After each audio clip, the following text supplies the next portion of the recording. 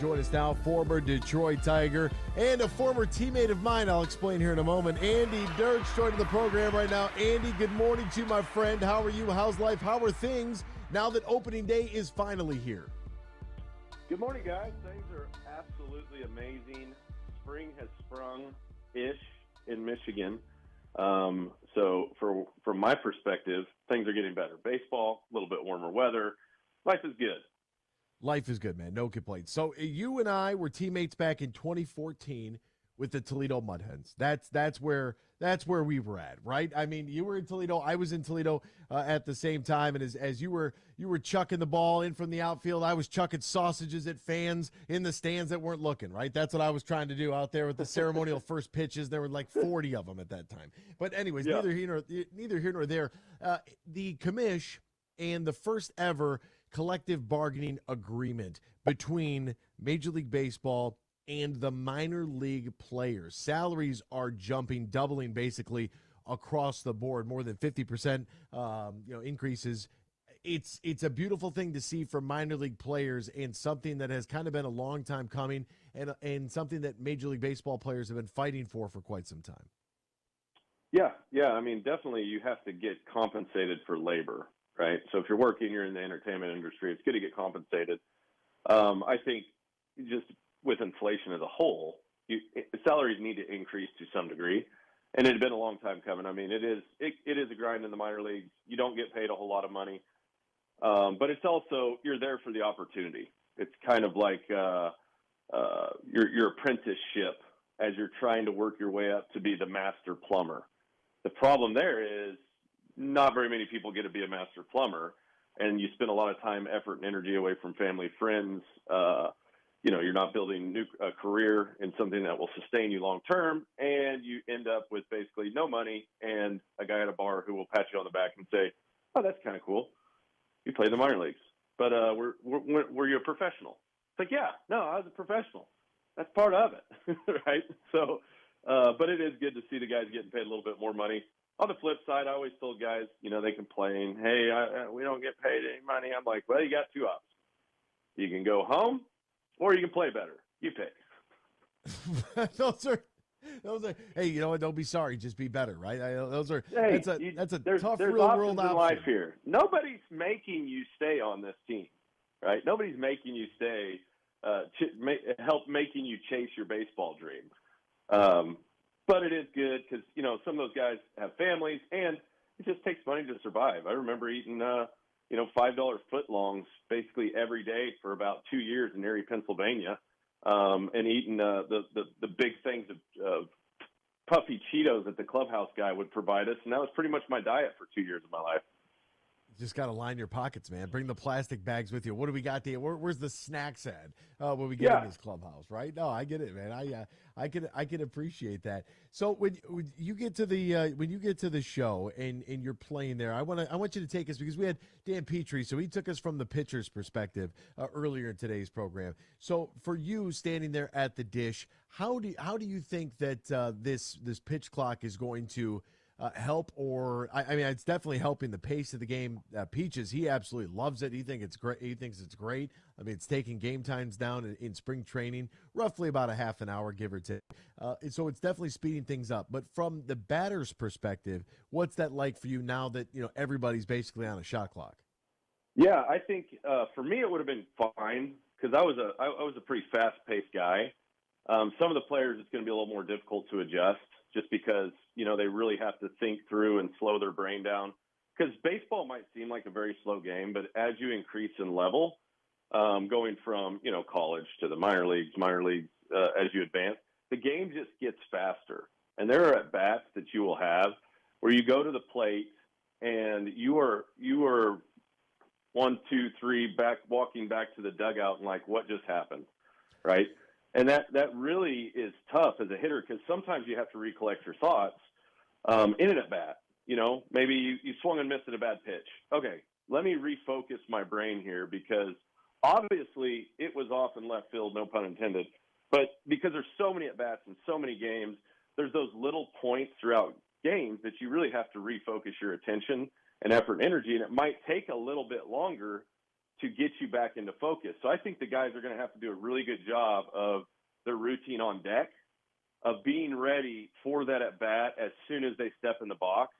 And when they swing at a bad pitch, that's where I'm like, for me, it was nice to be able to step out. You take a deep breath. Okay, let me wrap my brain back around this at bat and what I'm trying to do. It kind of takes that out. And it's like swinging a bad pitch.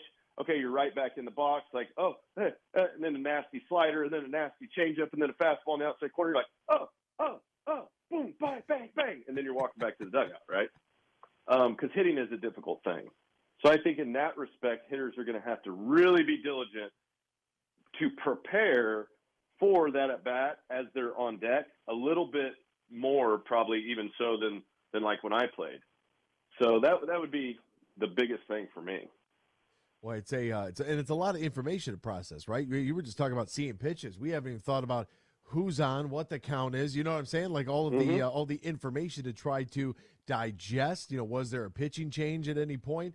How long is this guy going? What did you see earlier? What do you see in the second? What am I trying to accomplish in the at bat? And it might change during the middle of the at bat. So that's called making adjustments. So baseball is a game of adjustment, right?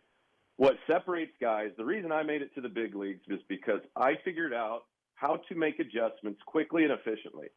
I wasn't the most talented guy, but what I could do was if I saw a certain situation, third baseman's playing back, guy's over in the hole, there's a runner at first, maybe I'm going to try to hit that hole because he's throwing me sliders between first and second, and the first baseman's holding on the guy at first. But then there's a ball in dirt, the guy advances to second, now my plan's going to change because now I got a runner in scoring position, you see? And how quickly can you analyze the situation as a whole, analyze the pitcher and what he's trying to do to you, all while trying to be relaxed with good rhythm and timing to put a good swing on a baseball, right? So that's where it is a little bit tricky, and I think guys just have to have a good baseball IQ, and no longer can you be dependent on a flip sheet on your wrist to try to help you, determine what you're going to do. The robotics is going to have to get less and less for the guys hitting, and you're going to have a little more feel and a little more savvy to make quick decisions and trust them and roll with them. Wow. Same way with calling a game as a catcher. Like, okay, am I going? Are we going slider away, or are we going fastball in? Like, put it down and go. You got to trust. Man, yeah, it's when you start to hear it from that perspective. Getting inside the mind of somebody who has done this before, especially at that level, right? I mean, at the major league level, everybody out there throws gas. It doesn't matter. It's 90 miles an hour, probably 90 miles an hour plus. It probably looks like a pellet coming at you. The thing's moving all over the place. Like, no, I'm not getting it. People ask you, do you think you could you hit a Major League Baseball? No, you couldn't hit a Major League. No average Joe is going out there and hitting. You might make contact with the ball, but you're definitely not putting one in play. And to even make contact with it, you buy a scratch off on your ride home because you're nuts. It's never going to happen. So when we look at the defensive side of things now, with the shift, this is a team in the Detroit Tigers last year. They just don't steal many bases. They're not going to take many bags from you. The base running wasn't very aggressive. It just, I don't know. Last year, maybe we can package it up and send it somewhere else and not, hopefully not have to think about it and have a more positive year this year. But when you look at the way that MLB has constructed the rules that are banning the shift, do you think that this opens up, one, more offense overall in general, and two, more managers trying to get more aggressive on the base paths? It will definitely open up more offense. I mean, because, now today's game, the scouting reports are so good and so detailed. Where guys are more likely to hit the ball. It was the same way when we played. We just weren't it just wasn't as culturally popular yet in the game to make extreme shifts, right? But it will open up some holes for the bigger hitters, especially pull dominant hitters, right, in the game. So it will increase in that respect. As far as stealing bases, it just gets hard to steal bases in the big leagues, I'll be honest, because the catchers all have good pop times. Pitchers are, especially starting pitchers, are pretty adequate in holding runners on because you remember in the minor leagues now, there's still a lot of base stealing. There's still a lot of things that happen in the minor leagues that aren't as emphasized as much in the major leagues, right? Because guys are trying to win spots. They're trying to do what they can do to show themselves. So, but by the time you get to that level, but stealing bases is tough. I think it's going to be more, just more emphasis on how do we get runners on base, and continue to get runners on base, because when more holes are open, now when a guy puts the ball in play somewhere, things can happen. And I know Chad Harris is big about, getting guys on base. And that's something the Tigers especially are going to have to emphasize, is how do we get guys on base regularly and often? Because, we're going to score more runs than we did last year. How do I know that? Because last year I don't think you can score less runs, right? It's honest. In all honesty. We had no offense last year. Because last year you can't score less runs than we did last year, essentially. So, but with that said, the organization that we're going to have, you see Chad's going after less of the free swinging prototype. We got Javi. He's going to be Javi. He's going to swing. We got Scoop. He's going to swing it, pitches up out of the zone. But overall, you see he's trying to develop more of that plate discipline and not those free swinging guys who are just going to swing at everything that's up in the zone and K quickly, which leads to more base runners on. When you have more runners on, whether they steal or not, it adds pressure on the defense to some degree, especially when you can't shift. So now when it really slows down the capability of the defense to make adjustments that they might want to make. Even when the shift was out, I said, well, the best way to alleviate the shift is to get guys on in front of the guys that they're going to shift against. So, for instance, like when I played, Prince liked to pull the ball. He'd hit it everywhere, but he did the most damage on the pull side, right? So, but if you had a runner at second base, somebody's got to hold that runner on to some degree. The third baseman's got to be able to cover the bag, right? So those are the things I think the best way that I would have, hold on one second, combated the shift was by how do we get more runners on in front of these hitters who people are more likely to shift, and tell these guys in front of them, hey, your role, I know you want to make $10 million, and I know you want to hit 18 to 25 home runs, but how about you hit 10 home runs and get on base a whole bunch? And then I would reward those guys for that. I'd say, hey, we'll pay you a lot of money if you just get on base in front of these guys. But it doesn't really work that way. That's the way I would do it, because that's the best way to alleviate tension. Get guys on base and score runs. Solo homers,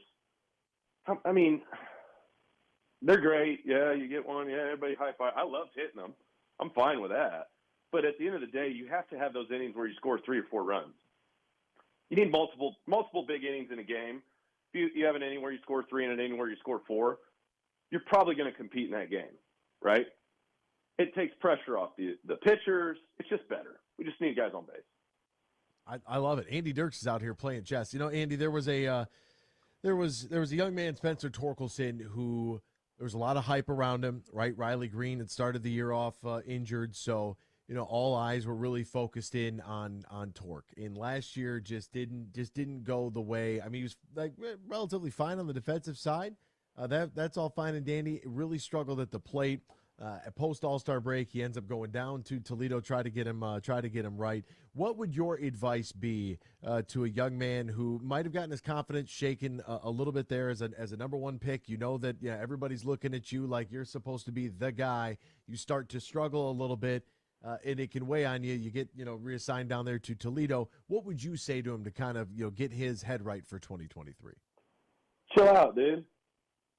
Just chill out. Here's the thing, power, because it's tough for young power hitters. You remember David Ortiz. Most people don't remember David Ortiz when he played for the Twins, right? They remember him when he was the Red Sox, because that's when he really came into his own and did his thing. Most people don't understand that power hitters take time to develop, because Torque's got a powerful swing, right? He can hit it up top. That's a blessing and a curse when it comes to now Torque's thinking he has to be a 25 home run guy out the gate. Well, that's very difficult, right? That takes a little maturity. It takes some time. It takes some understanding when to let it go, when not to, in different situations. Because he could be a 30 plus home run guy essentially, right? And that's what we really need him to be at some point, hopefully. But 20 homers, 80 ribbies, something like that would be awesome. But power develops over time. So I would just say, don't worry so much about the power numbers right now, Torque. Just worry about having quality at bats. Like, worry about swinging at great pitches, getting good swings at good pitches. Where the ball goes, the heck with it. Like, it is life. Baseball, you're going to hit some balls hard, they get caught. You're going to hit some duck farts that are hits. And then what happens is you get small wins in your brain, and those small wins lead to confidence, and confidence leads to better output. But a lot of guys, they get to the big leagues, and it's just very difficult. You can't do what you could do against some of those pitchers in the minor leagues. You don't get away with quite as much, right? They're not going to hang you as many sliders. So you can't just be up there, you know, I'm a power hitter. Like, just be a great hitter. Just be a good hitter all around. Like, take your hit when you need it, when you can, and to understand the game at that capacity a little bit more. Because I saw him last year. Dude wants to be a power hitter. Everybody tells him he needs to be a power hitter. He's going to be a first baseman, right? So you need to hit bombs. That comes. Just give that time. In the meantime, learn to be a great hitter because he's got the power, right? I love it, man. I do. Favorite place to play in the major leagues? Comerica. That wasn't Comerica. That was going to be the outlier. The favorite road trip game. I love playing in Kansas City, Kaufman. I'm from Kansas originally, so I'd always have the hometown crew out, come and watch. I always hit well there. But basically it goes like this. There's only a couple spots I didn't like to play. The big league stadiums are amazing, man. Like, pretty much everywhere you go, it's like, this is awesome. I love playing here. Tampa, you know, old Tropicana Field, you can have that one. Wasn't a huge fan. And to be honest, I didn't like Dodger Stadium. It was kind of in a bowl. It's got the history, which is cool, you know. But and part of it is I never really played overly well there. So some of that probably blends into it too. So, but yeah, Dodger Stadium, wasn't a huge fan.